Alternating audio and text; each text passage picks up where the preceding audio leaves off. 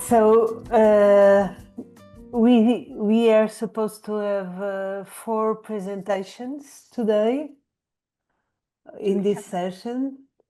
I see that at least part of we have Deborah here. Sarah isn't here. Are you here, Sarah? Sarah's supposed to be the first one, but not here. Then we have Ryan, you were here, then Deborah, and then Stormy. So as we don't have Sarah, I think we can start for the right order, and we could start with Ryan. We say Ryan? Rayanne. Rayan.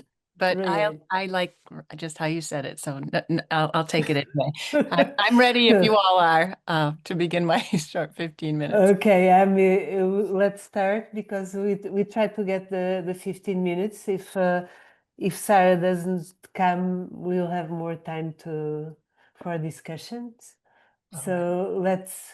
You are all welcome. The name of our panel is Research Methods and Innovation in Health Community. So let's listen do you want, should I tell you 3 minutes, 2 minutes, or you want this in another way? Sure. I've practiced, but definitely I appreciate that. So please tell me 3 minutes. Yeah. Yeah. Okay. So let's go.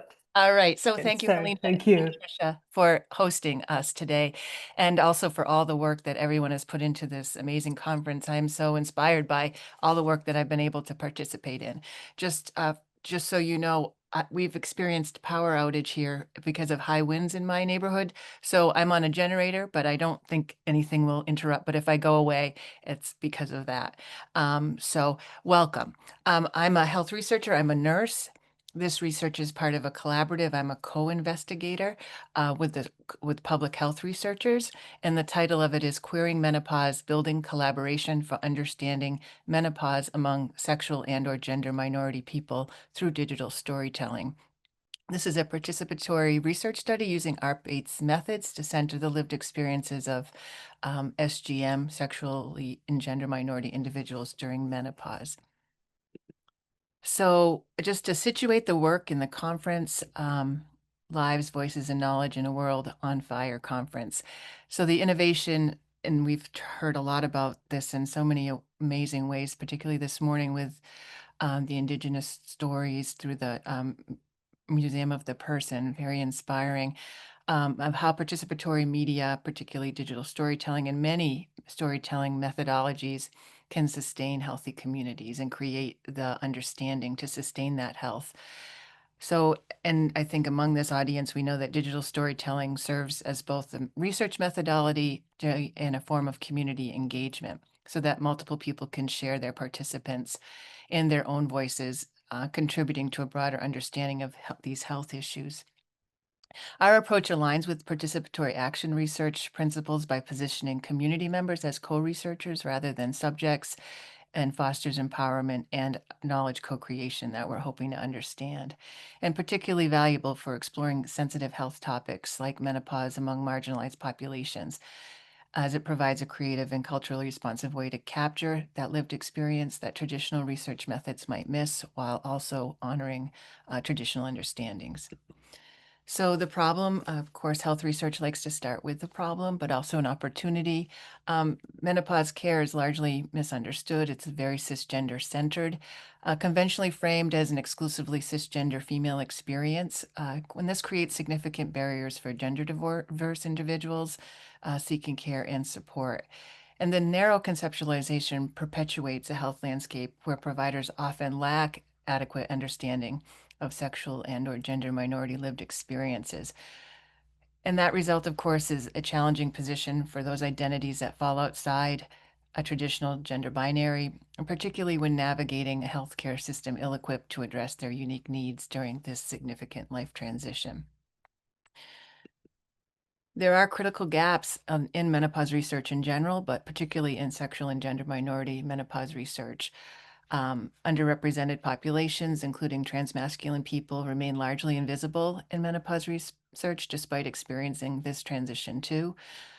Bisexual, pansexual, and queer individuals are underserved in sexual and gender minority programs and supportive services addressing menopause experiences. And there's limited understanding. Research has not adequately explored factors contributing to this unique experience across diverse subgroups and identities. So introducing here our study, I'm just sharing our protocol as we just have gotten approval to do this through an internal grant in our university. So our proposed study reimagines menopause research by centering sexual and gender diverse experiences through participatory digital storytelling. That's our goal. And this innovative approach recognizes that those living these experiences hold invaluable expertise, as we know that traditional research methods often fail to capture, particularly in the healthcare, how healthcare is actually operationalized, particularly in the United States, for example, where I am. Digital storytelling as method, participants, of course, create their narratives. I think we understand the methodology pretty well here, images, voices, and personal reflection to communicate their menopause experiences. And its participatory approach, we're bringing people together as co-creators. And this group is particularly interested in arts-based research methods, which storytelling serves as both a data collection and analysis, revealing these nuanced experiences that surveys and other methods just can't capture. So the focus populations who we're working with, who we're centering in this study, it's both evaluating the feasibility and acceptability of conducting this type of work across three specific populations who experience menopause: lesbian individuals, non-monosexual female individuals, and transmasculine people. These groups have been particularly marginalized in menopause research and healthcare, making their voices essential to expanding our understanding of their own experience in life transition. So again, it's mostly about, can we do it, and is it acceptable? Will people participate, and will the process provide meaning and be appropriate for sharing their experiences? This is sort of the stages of the protocol. We're at stage 1 right now, recruitment and outreach, or inviting people to be part of our project. We're partnering with community organizations and healthcare providers and faculty and staff at our own university to participate. And then we'll move on to this sort of protocol to orient our participants who we've invited on how we'll do this process, and discussing the consent practices, and doing some group development and guided exercises for creating our stories. Then we'll begin the workshop facilitation, which will be multiple days. And of course, we will flex our protocol based on what people can do in terms of hybrid options for people. Then we'll produce stories, and then we'll have screening and dissemination to help share those stories, beginning with those within our group. One of our investigators, Aileen Gubrium, has written on ethical practices in digital storytelling as a research method. So there's some interesting work, but it does center through Aileen's practice through Story Center and her training there.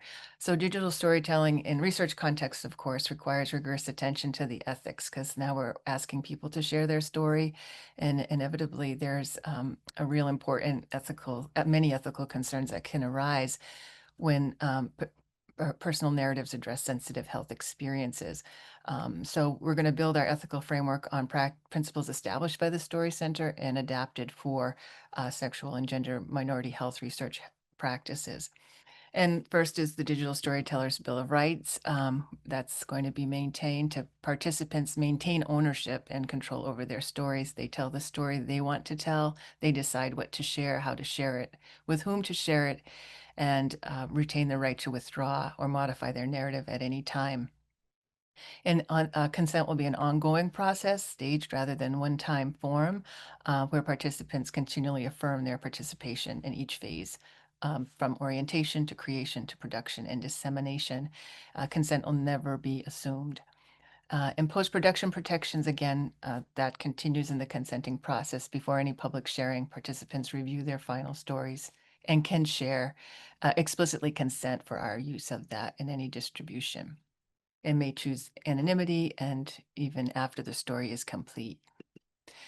So we're very interested in arts-based research, data collection and analysis, using here stories as data. Data is a sensitive word to me, but in this iteration, stories as data, the completed data stories combining the narration, imagery, music, and pacing will offer a coarse qualitative inquiry that can convey what the story means and how it feels, themes across stories, and provide opportunity for shared thematic understanding and feedback.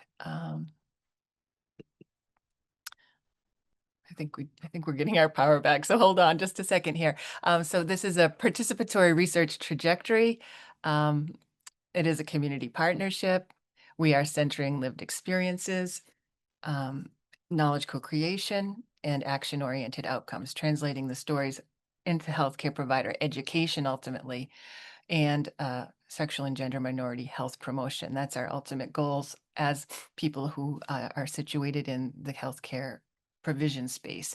So this participatory orientation ensures that research findings directly serve communities most affected by inadequate menopause care by positioning individual sexual and gender minority individuals as the experts and co-researchers rather than merely subjects of our study.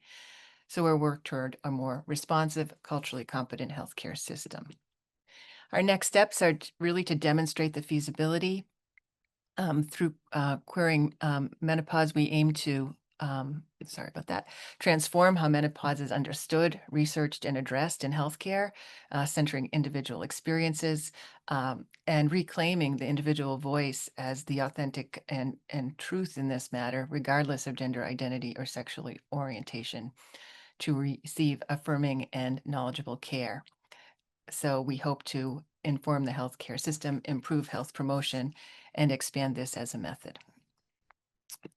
And this is our committee. We are, I'm a co-investigator. I am Rayanne and I'm a nurse. Aileen and Crystal are public health researchers. We have a person from anthropology whose expertise is in menopause in general, and another researcher and biostatistician from the School of Public Health, Nicole Van Kim. So our project is funded by the University of Massachusetts through an internal grant to help support ongoing research at this time where its funding is limited for us particularly. So that's this presentation. And thank you for your attention. And I will stop sharing. Oh, you still have 2 minutes if you That's want. okay. I think that I've said all that gives space for someone else. Okay, so thank you very much. Thank you. Thank you all very much.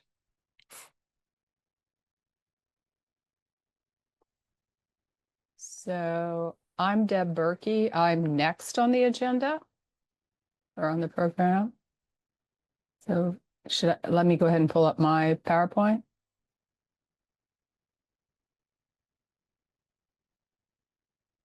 Sorry, I didn't have my audio, but let's go. That's okay. That's okay. I thought, that's just part of the normal practice in life now, right? Oh, I'm muted. You're muted. So let me start the PowerPoint from the beginning. And you will give me, what did you say, the 2-minute warning? What do you want? 2 minutes, 3-minute warning? What do you prefer? 2 minutes or 2 minutes is good. And I'm going to start my own timer too. So hopefully. Okay, let's go. Thank you. So I'm Deb Berkey. I am a full-time faculty and director of psychology programs in the Center for Prevention Science at Wilmington University, which is in Delaware in the US. And I have been faculty in higher ed for approximately 33 years. As a faculty person teaching in the classroom, one of the things I always do is look for ways that I can help students demonstrate knowledge and skill and attitude changes and attainment that aren't just your typical written papers and multiple choice tests and that sort of thing. But that can get at students' multiple ways of knowing. That can get at the visual, the auditory, and I lost the third one. Just different ways of learning. And so I came to Wilmington University about 18 years ago, and we were just starting developing online courses at that point. So I had the fantastic ability to create courses from scratch. And one of the courses I created was a lifespan development course. And I had stumbled across digital storytelling and thought, oh my gosh, this is an amazing tool.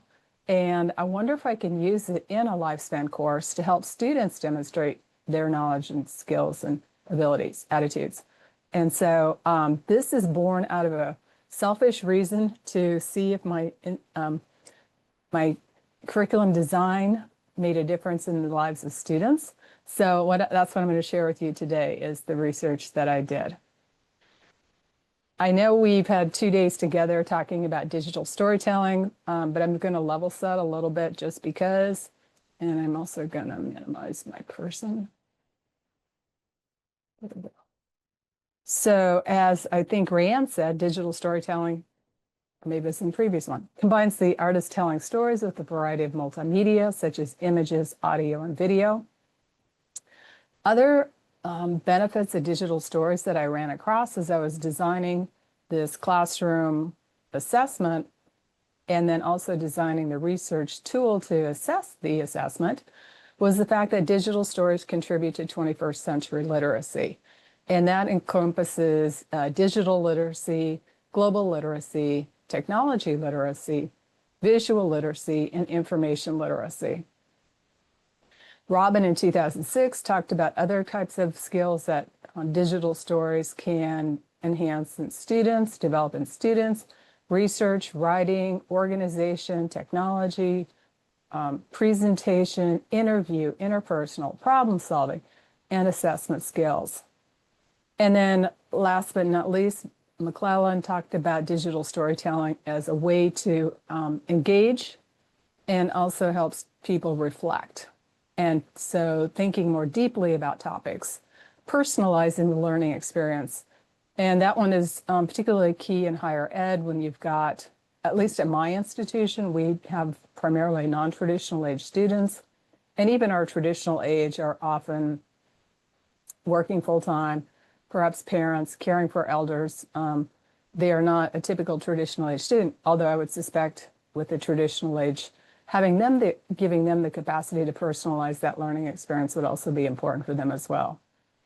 I wanted them to go beyond regurgitating facts and concepts because yes, I could have given them a multiple choice test, or an essay, but quite frankly, those are boring, especially as an educator to read. And so these were so much more fun to grade.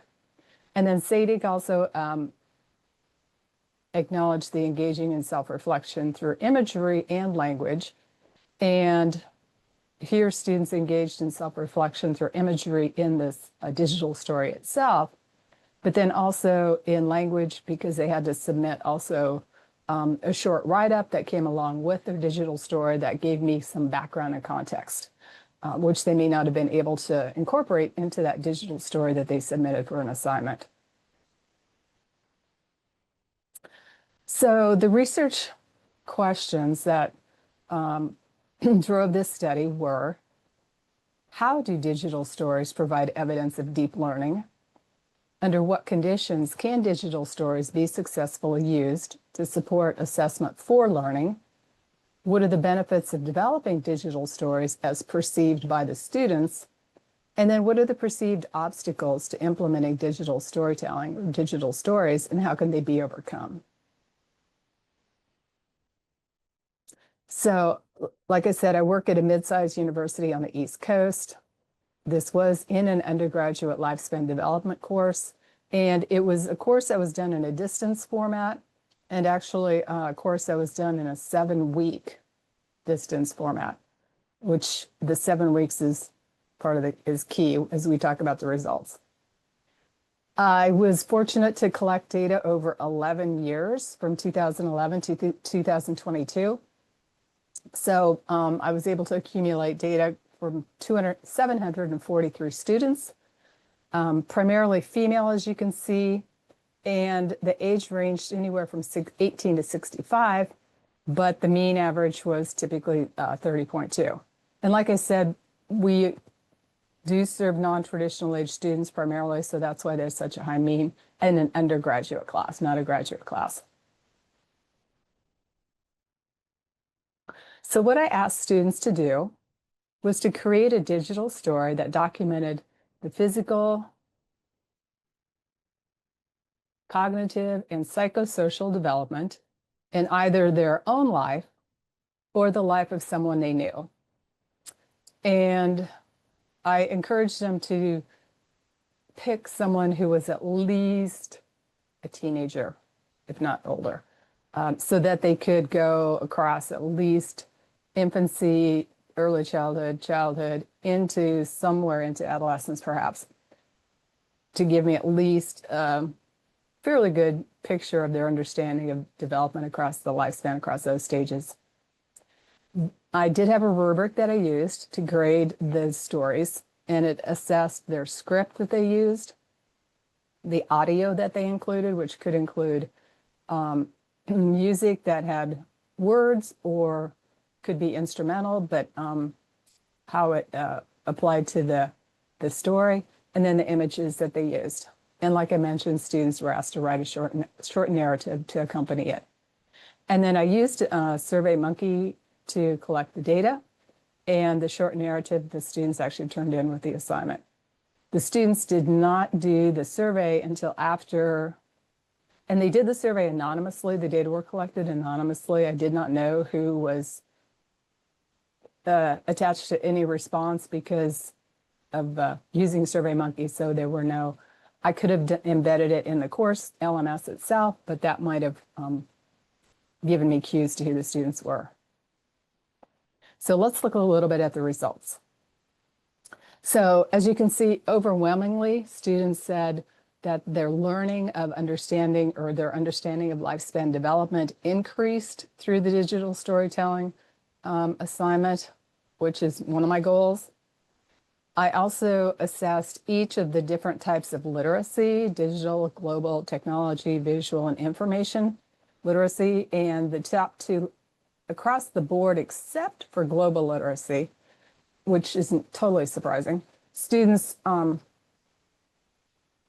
actually, sorry, digital too was not quite as high as agree, but for the most part, students either strongly agreed or agreed that they developed literacy across multiple areas during this assignment. I also assessed each of those 10 types of skills, the research, writing, and so on. And as you can see, again, strongly agree, which is the green bar, agree is the blue bar. Across the board, students felt that this assignment helped them develop skills in many, many different areas. They also were asked a couple of open-ended questions. One was, what were the benefits of digital stories? And the themes are in bold, and there's a quote per theme in the italicized. I'm just going to highlight a couple of the themes. The personal reflection and self-discovery. One student mentioned it was a great way to reflect on life.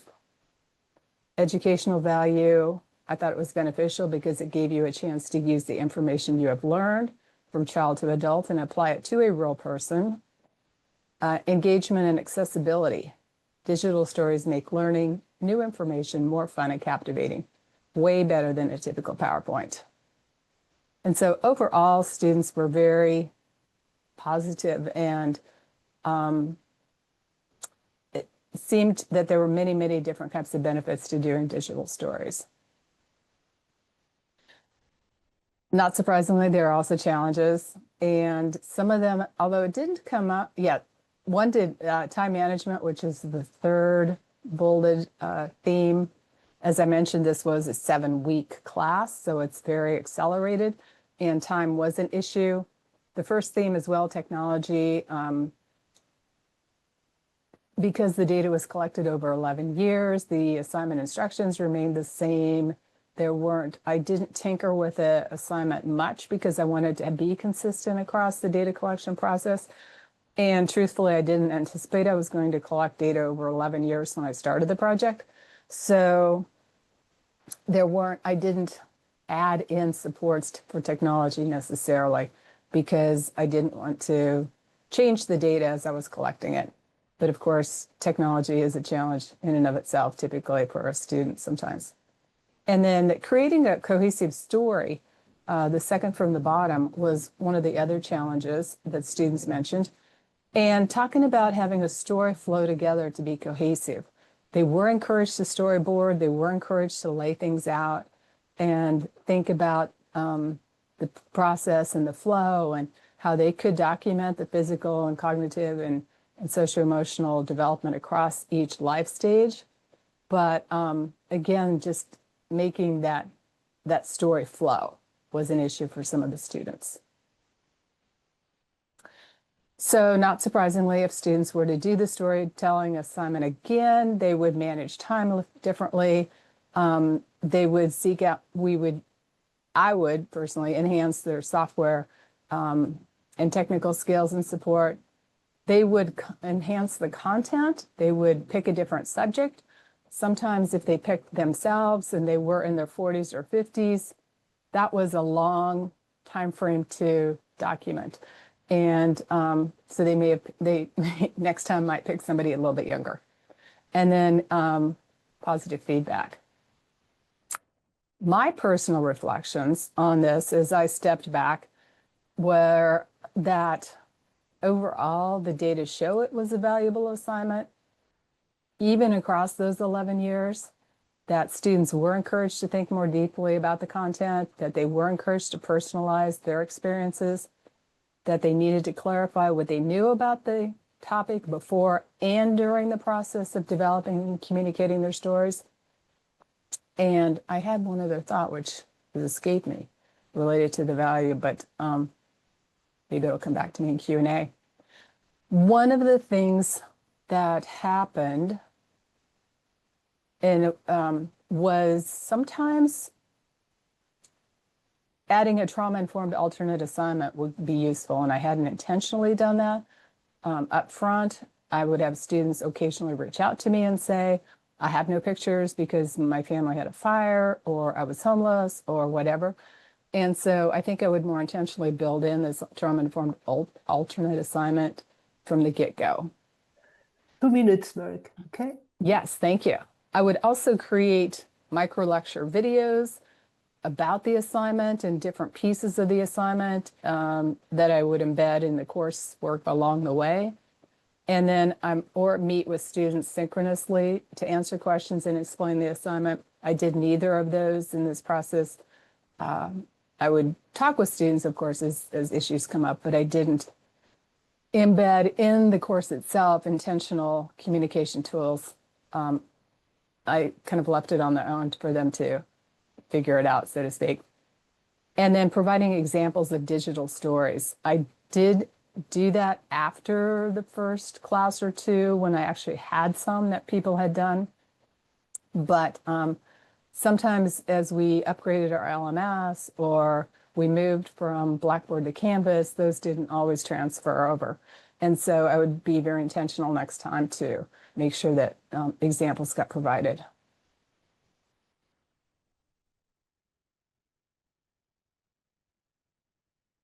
So again, I want to thank you for listening. There's my contact info, and feel free to take a picture of it if you like. I'm also on LinkedIn. Feel free to reach out there. And I look forward to Q&A.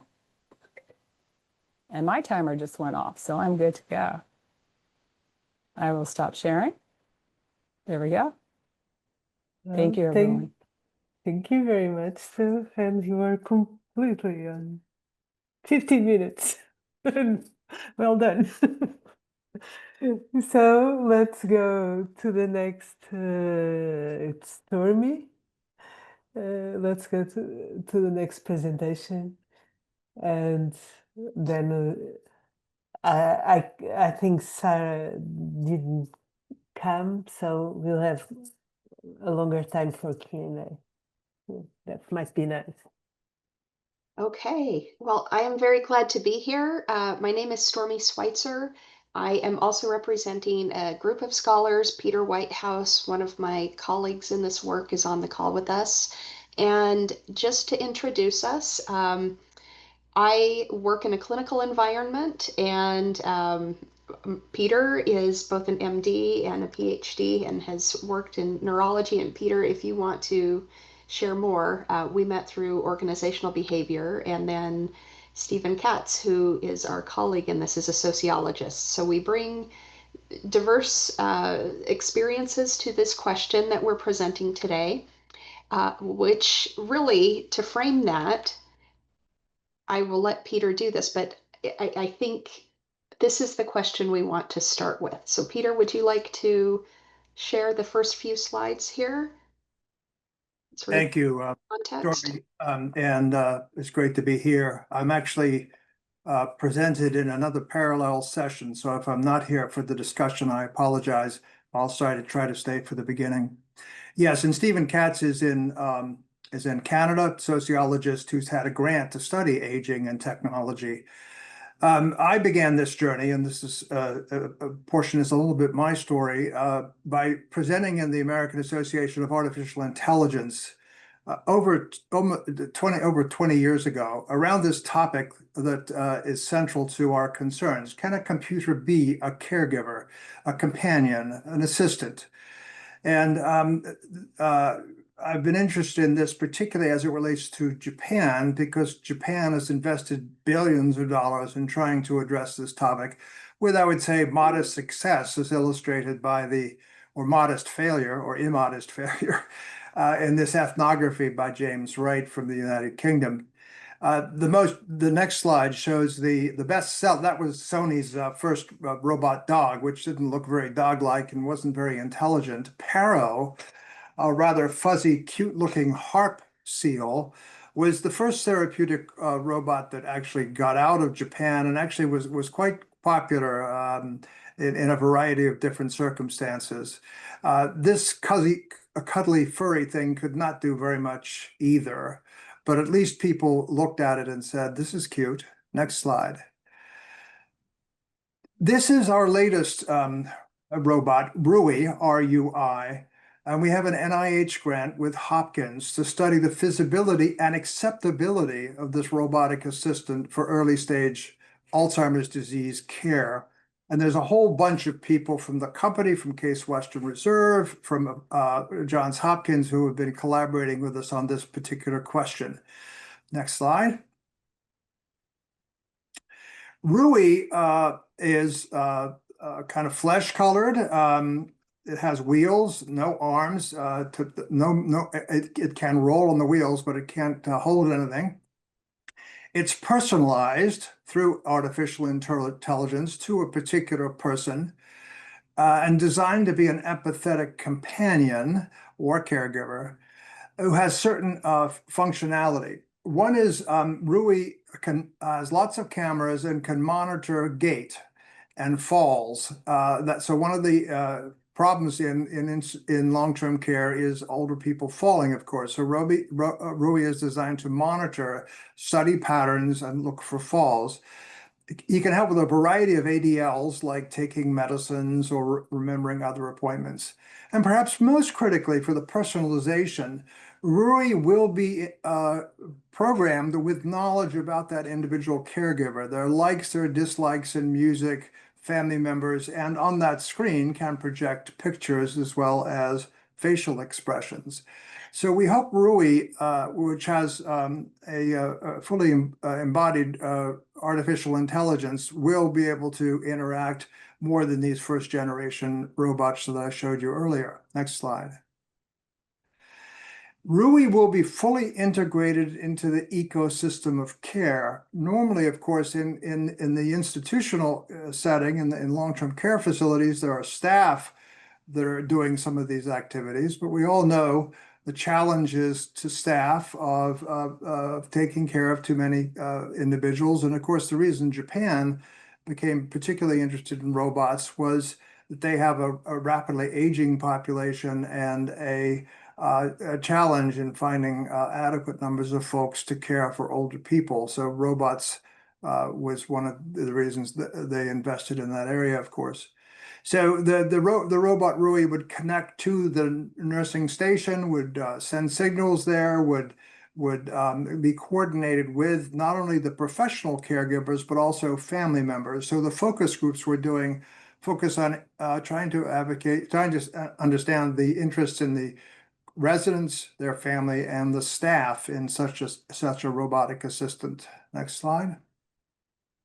So while Peter, Stephen, and I have not worked together on these projects, we all have a vested interest in understanding how artificial intelligence is changing the nature of how we relate with technology or to technology, how we share story and memory, and it's creating some fundamental anxieties, I think, in society more broadly. And then, of course, embedding that within the context of elder care and aging. And we've through our conversations arrived at sort of three fundamental tensions that are arising. And one is this tension between connection and authenticity. And what is the nature of the relationship that humans and aging individuals are developing with AI? Can those caregivers be empathetic, as Peter had asked early on? We're still broaching that question. And if so, how does empathy materialize in a human AI relationship? And what is the felt experience of human AI interaction? Is it acceptable, preferable, and otherwise relative to human interaction?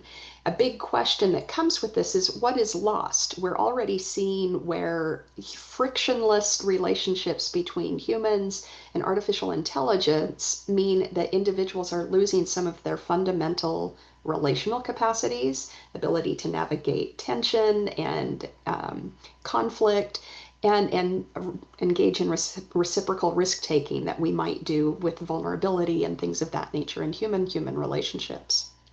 We're also looking at a question of substitute versus complement. Will AI, as in the case of the robot caregivers, be used to substitute for labor or to complement existing caregiving relationships? What does that look like from human to human to non-human in terms of care and caring relationships? And how will human AI relationships distort or enhance human relationships and the nature of interactions, including in the way we tell stories and engage with each other and talk about shared memory? AI does not have the capacity to engage in the experiences around that generate memory, although it can retain memory of those events maybe with greater specificity than your human counterpart might. So we have some questions that come up with that.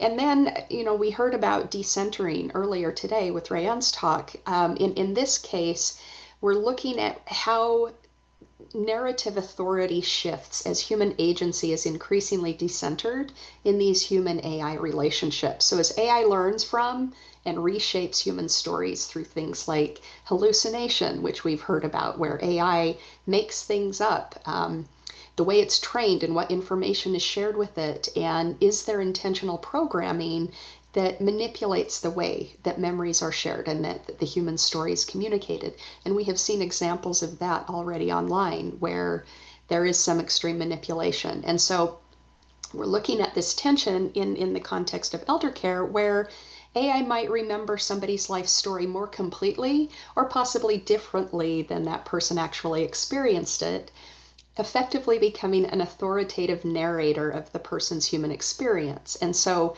we're looking at all of these shifts. They are questions that have emerged for us. And one of the things we've realized is that there are many venues where such questions are being explored right now. Our colleague Stephen Katz, who's unfortunately not able to be here today, has highlighted an emerging literature on wider questions about robotic, AI-driven, and digital care technologies for older adults. And we see in this literature two various trains of thought. And on one hand, people are looking at the technologies and questions of privacy, data protection, digital ageism, neglect of technological care labor, and ageist marketing stereotyping. So we're seeing a whole lot of narrative being shared broadly about the way people engage with technology, who should access it, so on and so forth.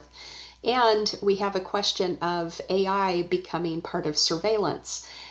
So when you are in the context of elder care and people are sharing stories of their past and perhaps not remembering them as correctly, or if they have Alzheimer's, for example, if they're sharing information that should be kept private, how does that information inform the artificial intelligence? What stories are being generated there?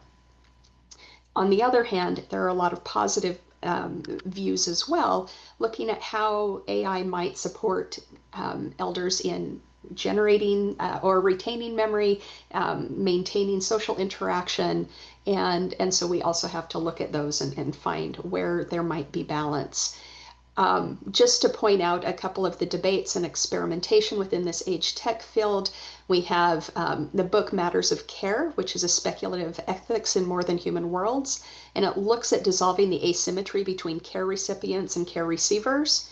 We have Curious Kin and Fictions of Post-Human Care, about stories about what care robots reveal about the limitations of human care.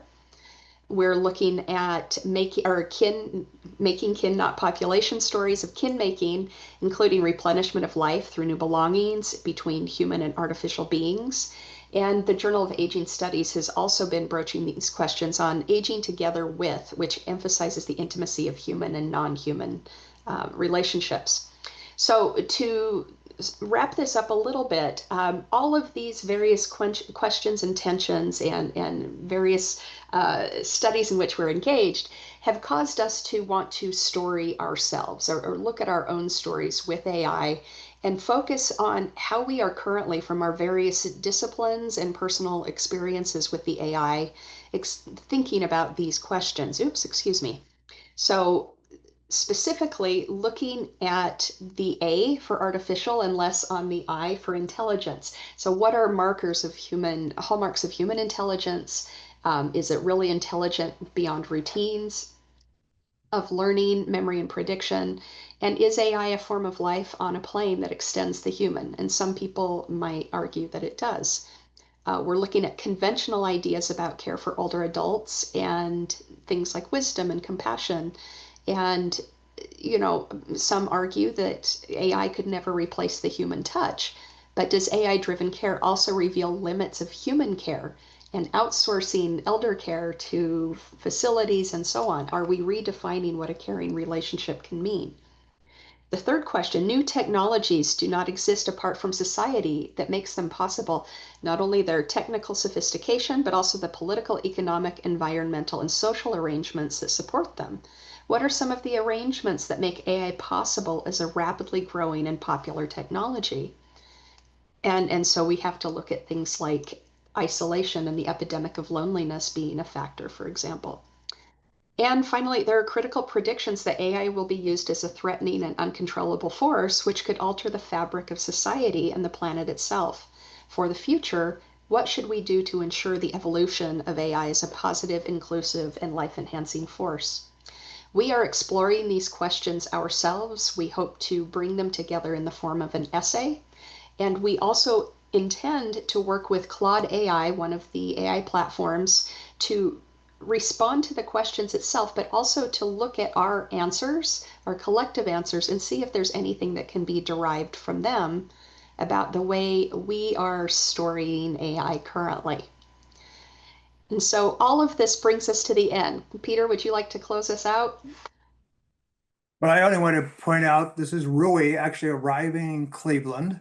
That's the box in which it was in when it flew in from China and escaped all the political hassles and it's actually now been energized and activated.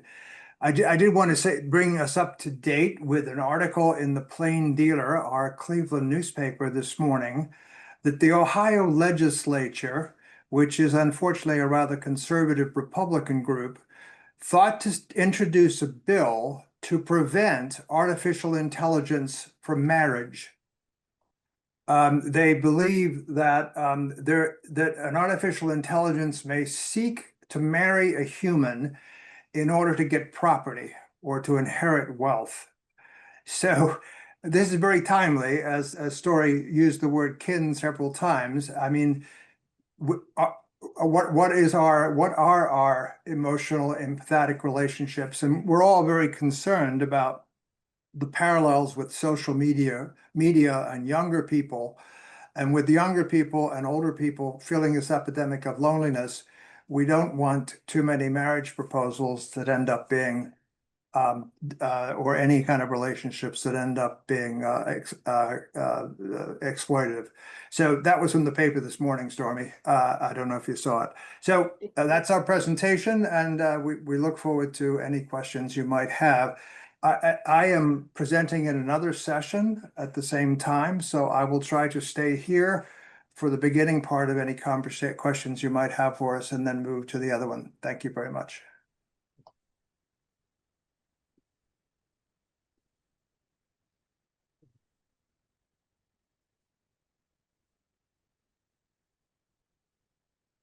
Thank you.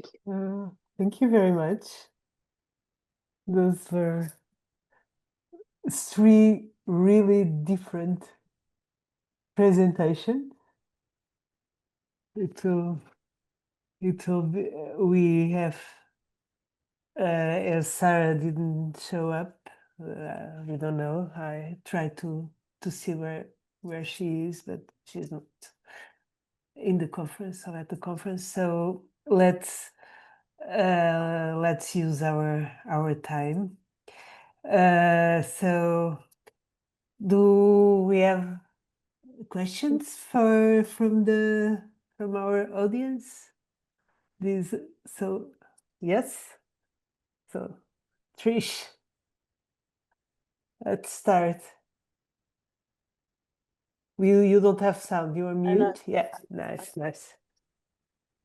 Thank you so much for those really interesting presentations. I was really fascinated by the AI stuff. So I've been clipping your books like mad to try and do some more research myself in that field. Thank you. It's really, really amazing. All three presentations really interesting and important.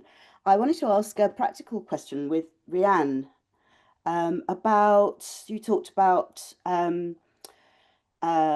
also extending the practice of the digital storytelling into participatory analysis with the community, or community analysis, I think you called it. And I really love to see that, because I've used these kinds of methods as you know, as part of research data collection for a while now, and sometimes you don't have the resource, or it doesn't get built into a project, that you gather the stories and then the researcher takes it away and does the analysis. So I've been doing analysis with people for a while, and I just wondered what approach you used to do that.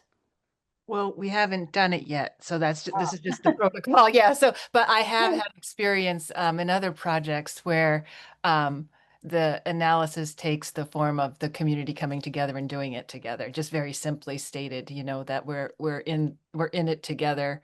And in some ways, I mean, I think of and literally staying in connection, that not just taking the story and moving away, and then bringing it back to the community for ongoing, you know, sort of dialogue. So really trying to create that community engagements approach. And that's hard to sustain, because people go their own ways, even when we are not trying to just take their information and do what we will with it. So, but yeah, that's the kind of hope for that process. Yeah. If you have any insights, just to share that, I mean, the last few projects I've done, which have been evaluation research projects, so the stories that we've captured have been stories of change. And then with a group, not the whole community, but a group that we trained from the community in the digital storytelling or participatory video techniques, so that they did that and we just held that. rather than us going in and doing it. And then those same people, then we trained in very basic kind of thematic analysis using like a traffic light system. What were the barriers to change? What were the enablers and what were the changes? That kind of thing. And it's just a really great starting point as well, because people really do get into it, and it's quite fun as well, because you're sticking things on walls and you're drawing conclusions and using bits of string to connect things and so on. And so I just wondered how, if you did something like that, or whether you were going to. So Yeah, but that's the hope. We'll stay in touch. We'll okay, yeah. let you know. Yeah, because I'm curious too. And I think Deb just put something in the, yeah. Yeah, there's a researcher at the University of Delaware, Dr. Yasser Payne, and he calls it street PAR, participatory action research, but he involves the community from the initial conceptualization of the Yeah. project through data designing, data collection tools, collecting data, and so on. Has anybody, I mean, I was just thinking, wouldn't that be a cool thing to do in the digital storytelling? I mean, would the community say digital storytelling is the best way to collect their information and share it out? Has anybody talked to the community about this as a tool and their thoughts about it? Yeah, that can be, well, in part, I think that's when, well, where we begin our community engagement or participatory approach. Like, is it at the very beginning? That can be super important. But I think sometimes we even see that in people's election to be involved, right? We get a sense, is this feasible? Is this how people want to share this information? Yeah, and how to do that. That's a great question. I think, from these three presentations too, I just keep thinking about what Stormy said about storing these very real experiences, and then across the gamut of how we story them is so interesting and important. Yeah. Who Yeah. tells? Who tells? That's right.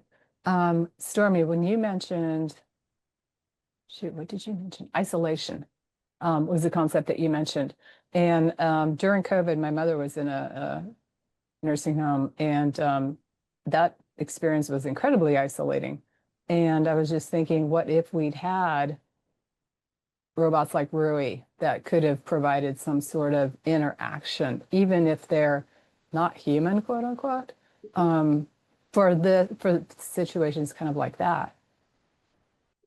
Yes, and I know, Peter, you have more experience on the robot front, but I would say a lot of the research I've been doing is around chatbots, and seeing the vast number of individuals who have adopted relationships, intimate, therapeutic, so on and so forth, with AI chatbots simply because they do not feel connected to other humans.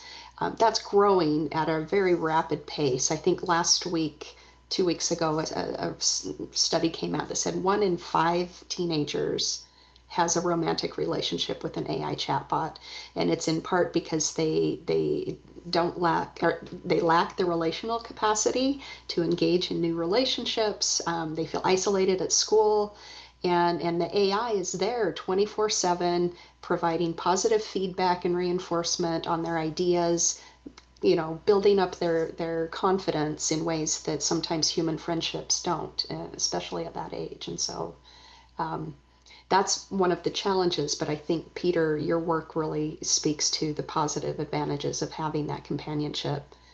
Well, my father-in-law had dementia and died during COVID in a long-term care facility.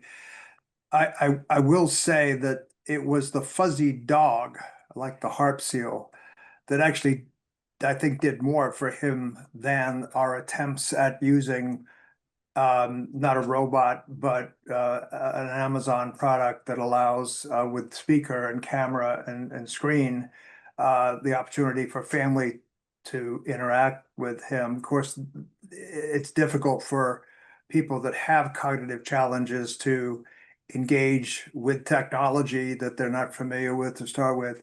So, but yes, I think the potential for addressing this intergenerational issue in a positive way is real, with the loneliness being present at both ends of the spectrum, but the dangers too, because ultimately, if And that's why this issue of AI marrying people it brings it to the fore. I mean, that's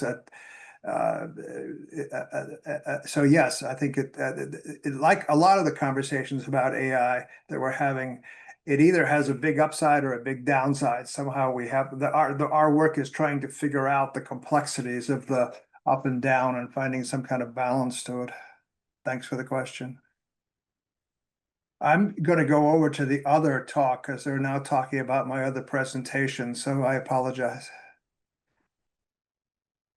I just had a question about, and maybe this was a Peter question, but Peter's not here, but I'm just thinking about the transitional object aspect in dementia care. And I also did research during COVID on the experience of caregivers of people whose parents were in nursing homes during the pandemic, and the double isolation of being a caregiver that can't access that space, or how it's accessed. But I was thinking of the object, like the seal, the dog, the object form that the AI takes, and also is how that's considered in the care of people with dementia, living with dementia. Yeah, I think part of what Peter had shared about the robot Rui is you notice it has sort of a flesh colored veneer. They had tested that in various colors, and having a more human like colors appeared to be the best thing. I work in a hospital system where naming the chatbots with human names became very important for their acceptance as part of their workflow. And so I think we're seeing some anthropomorphization of the object in order for it to gain acceptance by the human, if that makes sense. Peter, you're back, so maybe you can add to that. Well, Or Can I and I tell? see that Can Elena's I also can I add something? Just because now Sarah just came in, I said, and maybe you can say what you were saying, Peter. And if you want, let's listen to Sarah's presentation afterward. What do you think? Okay, Peter, please.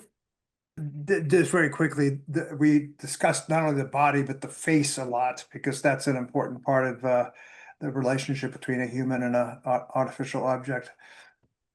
Thank you. Thank you. So, Sarah, can you try to be really strict to see if we still have 2 or 3 minutes after your presentation? Okay, sounds good. Okay? Yeah, I will go I ahead will and tell share us. my screen. Yeah, thanks for letting me present during this time slot. Okay. Let's go here. And then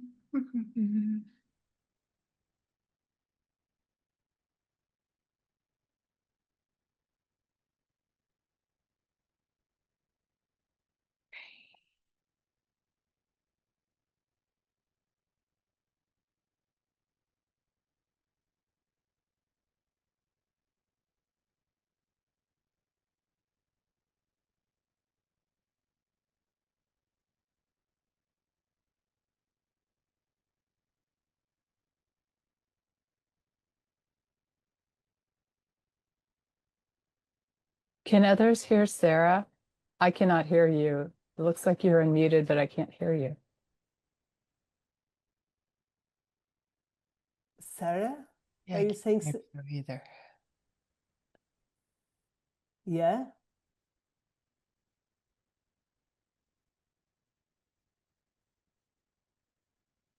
Yeah, we can't listen to you. To you.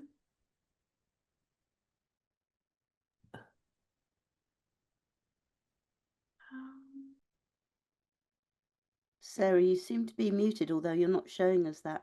yeah, is everything No. okay? It There you seems- are. Now we can. okay, when I shared my screen, like my audio cut out. So let's try this again. Sorry. Okay. Okay. There's a setting that you might need to share audio because we had the same issue earlier on today. Oh, really? Okay. Yeah. Does everything, so you can hear me now and you can see, or you can't can even see my hear. screen? Yeah. If you're Oh screen my sharing, goodness. if you Yeah. look when you go to screen share, if you look on the right hand side, there are share options, and there's one called share sound. You need to click that. Share sound. Okay. Can you hear me right now? No, now we Yeah. can hear you. It's We can hear okay. you now, Let's yeah. go. Okay, I'm Let's so go. sorry, everyone. No, Just okay. technical difficulties. All right. So, hi everyone. I'm Sarah. I'm a recent graduate from the University of Alberta School of Public Health at the which is situated in Canada. I'm currently a PhD student though at the University of Toronto, but the presentation today is based off of my master's thesis, and the project is titled Digital Storytelling for Intergenerational Health and Wellbeing, a decolonizing approach to preserving and disseminating elder knowledge and health research. So I would like to first situate myself as a settler researcher of European descent. And over the past 3 years, I've had the honor of working alongside Indigenous elders and communities from Treaties 6, 7, and 8, as well as the Métis Nation of Alberta on projects that are focused around cultural healing, resilience, and reclamation. So before I dive into the project, I want to acknowledge the incredible elders and grandmothers that brought this work to life. So in 2018, these 5 women, supported by Dr. Stephanie Montesanti, formed the Grandmothers Wisdom Network, which is a community advisory group dedicated to strengthening Indigenous family and community well-being through the transmission of their cultural knowledge and teachings. So this photo was taken at a land gathering last spring to celebrate the completion of our digital storytelling project. And from left to right, we have myself and then elders Darlene Cardinal, Lorraine Albert, Mariel Lee, Jackie Bromley, and Norma Spicer. And together they represent Blackfoot, Dene, Métis, Woodlands, and Plains Crees ways of knowing. So the purpose of our project was to explore how knowledge translation approaches can better align with Indigenous worldviews and cultural practices to enhance the relevance and applicability of health research for Indigenous peoples. We specifically explored the role of the arts-based method digital storytelling in supporting a decolonizing approach to knowledge translation. So I'll just quickly begin with a brief summary of my literature review. So I kind of compared and contrasted Euro-Western conceptualizations of knowledge translation against Indigenous. And we can see here that within a Euro-Western context, KT is really framed as bridging research and practice, and the Canadian Institutes for Health Research defines 2 distinct types of KT, the first being end of grant, which is very linear, dissemination focused, and then integrated, which is more collaborative and based in participatory research methods. So despite advancements in Canada and emphasis on more integrated approaches, we know that collaboration alone does not address those power dynamics that persistently hinder inclusion of diverse ways of knowing from informing the dominant research narrative. So there remains a need for more culturally responsive KT approaches that go beyond just collaboration, but intentionally ground the methodology within the distinct cultural context and worldviews of the communities involved in the work. We can see in Indigenous worldviews, knowledge and practice are inseparable. Knowledge is lived, it's relational, it's grounded in everyday experience, and knowledge is shared in a very holistic and cyclical way with no divide between how we understand and how we live in the world. And so this is just, this actual painting was made for the grandmothers at the end of our project, but it really goes to show how interconnected knowledge is and how foundational like oral storytelling and oral traditions are to sustaining cultural continuity. And so the purpose of the project, just given what we know about the important role of storytelling, we explored how digital storytelling could potentially support a more culturally responsive, autonomous, self-determined approach to knowledge translation. So these are the objectives of the project. So first we explored the grandmother's motivations for knowledge sharing. We then explored digital storytelling as a culturally responsive tool, both within health research as well as other applications in the community. And then we explored considerations for ethical and respectful KT within the academic and community partnership. So this project did use community-based research or participatory research methods that were grounded in an Indigenous research paradigm, particularly that described by Dr. Sean Wilson. Knowledge was shared through ceremony and trusted relationships. And we gathered knowledge through Indigenous storytelling, sharing circles, and we interpreted emerging themes using a participatory data analysis approach. And at the heart of the project was really creating the digital stories. So you all know what those are, so I won't define them for you, but this was our modified digital storytelling process. So we developed this framework with the grandmothers, and so it builds on Jill Lambert's steps of storytelling, but it kind of condenses them into 3 phases, and then it grounds the entire process within really foundational concepts in an Indigenous research paradigm that include, relationality, trust, local knowledge systems, cultural practices, and protocols. And so maybe I'll just dive in because this is a digital storytelling conference. So we started using the classic story circle where the grandmothers, they actually brought different artifacts and photos to ground their story, the story that they wanted to tell to Indigenous families. And we audio recorded the story, the circle, sorry, and we used those audios for the grandmothers to review as their story script. So they were transcribed. So the grandmothers made edits based on their, comfort level and what they wanted to include or potentially exclude from their actual digital story. And then we helped the grandmothers online. It was very iterative, and we helped build their stories through, adding their different music, different photos. And we then celebrated the completion of the stories at a community gathering where people and their families actually came to listen to the grandmothers. And now the grandmothers have those as a personal artifact that they can share in their families or within their community contexts. So this is just like visually representing how the digital story is connected to the objectives. So in terms of our findings, so the first finding, which explored the grandmother's motivations, they often spoke about how, they as elders hold this very sacred responsibility of sustaining the health of their generations in their communities. And so they spoke of how strong cultural connections are powerful sources of strength and identity and protection, as well as a very vital determinant of Indigenous health. And the grandmothers felt that in creating their stories, it actually supported truth telling. So it was reclaiming, their histories and sharing their side of, the realities of both historical and ongoing injustices that are experienced by Indigenous communities in Canada. So it was a very healing and therapeutic process for them.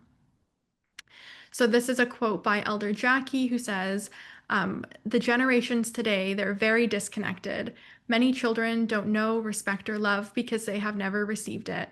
Our teachings of love, respect, humility, truth, wisdom, and courage are powerful tools that we must pass on. These are things that we need to be teaching our future generations because our generations are lost. So when it came to assessing digital storytelling as a KT method, the grandmothers had wonderful things to say about, the methodology and the overall process. They felt like it really supported authentic and meaningful KT that honored the oral and the relational nature of traditional practices. It helped to validate and center Indigenous ways of knowing within health research. And interestingly, DST helped to restore power dynamics by removing the researcher's role in the knowledge translation process and allowed the storytellers to use their own voices in delivering their own messages. So this is a quote here by Elder Mariel Lee. She says, "I believe digital stories are the way forward because we need to hear the elder's voice. That is where the power of the message lies. When you read, you only use your head, but stories speak to the heart and soul. This is how we grew up learning our natural truths and our natural laws. To truly reach our children, we must connect with their heart and soul." So lastly, in considering how to strengthen ethical and respectful KT practices, the grandmothers emphasized the importance of upholding autonomy of the community partner in determining what knowledge is shared, how it is shared, and with whom. And this is critical because we know communities frequently lose control over how knowledge is used and represented in health research. The grandmothers frequently emphasize that trust is the foundation for all knowledge sharing and that building this trust requires reciprocal dialogue where researchers engage in genuine conversations and are willing to be vulnerable and practice humility in their work. Lastly, they emphasize that academic partners should make active attempts to engage in co-design and reframe their research methodologies to reflect the unique epistemologies, values, and priorities of Indigenous communities involved. So this is another quote by Elder Mariel Lee. And so this is a reflection to academic researchers. She says, "Our people have been very abused and disrespected. Our land and languages have been taken from us from those across the water. So their actions have led to our reality today. What steps do we take to build a tomorrow where we do not have to be taught about respect or accountability?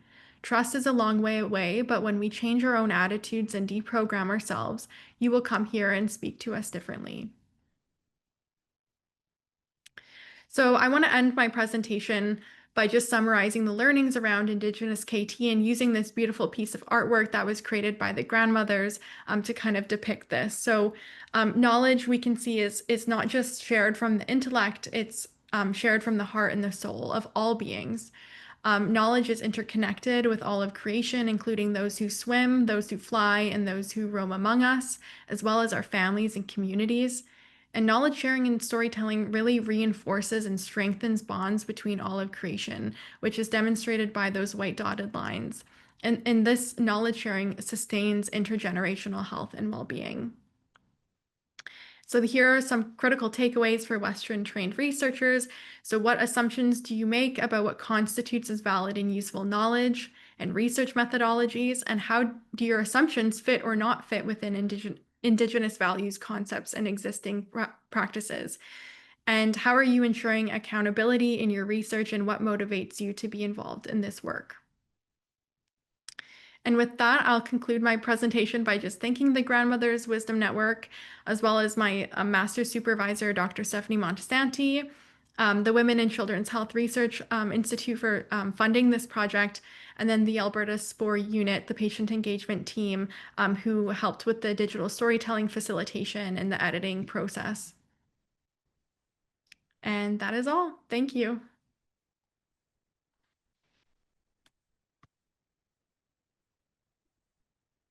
Good. And I'm happy to take any questions.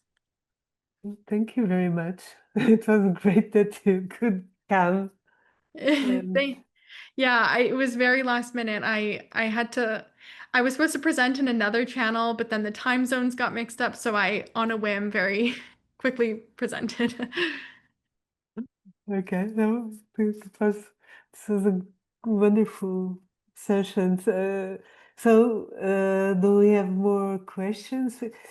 I think all the everything we heard, it was really different, but in a way it's like they could help or they can help each other, yeah, because you can build upon the things that you are learning with each of these works or projects. And I think that I'm going to tell it, Ryan, Ryan. Yeah, I think Ryan. I think you can use lots of this great knowledge that we shared. Yes, yes, very inspired by what I've learned from everyone, and also from the teaching to the research. The whole gamut has been really helpful, and I appreciate all the presentations today.